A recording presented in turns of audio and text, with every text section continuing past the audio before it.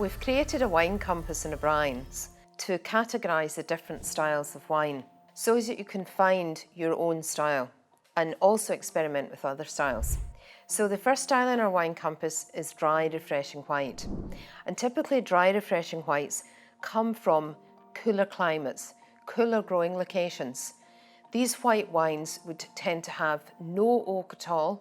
They've been made in stainless steel, and you'll find that they have a delicious, refreshing, crisp acidity, which would be one of their key defining features. For dry refreshing whites, because they're cooler climate wines, it might be helpful to think of the flavours and aromas in terms of green flavours and lemon flavours. So we would be thinking about green apple, greengage, lemon, perhaps bell pepper, and in terms of herbs we might be thinking about basil, gooseberry. Those types of flavours and aromas may be something to bear in mind as we start to taste through the wines. So first of all, we're going to go with a Chablis or a Petit Chablis, and this is from Burgundy in France, northern Burgundy, so quite a cool climate location. This is fermented in stainless steel, and the types of aromas that we might be looking for might be lemon, citrusy, fresh, very crisp aromas.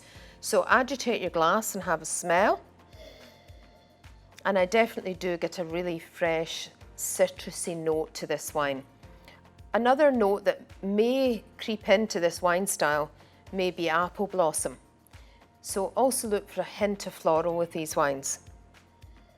And as we start to taste, there's two things you should bear in mind.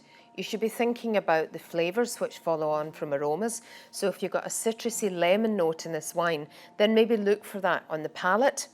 And also think about the structure of the wine.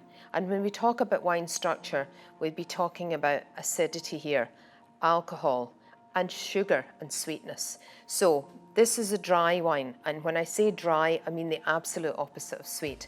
So if you consider honey sweet, the other end of the scale is dry. When I say that this wine has good acidity, think lemon.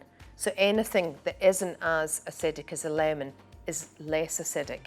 And then alcohol perhaps can be spotted by a slight burn in the back of the palate in some wines, not in these wines because these are moderate alcohol level wines. And then the final thing to think about is texture. When I say texture, consider tasting cream beside water.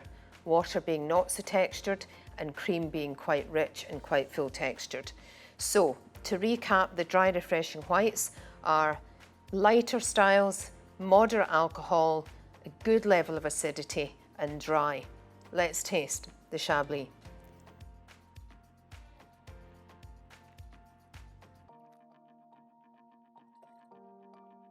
So fresh, crisp, dry, really zingy on the palate, and very, very lemony on the finish. You can really still taste the lemon, slight salivation at the sides of the tongue, which tells you that this wine has really good acidity.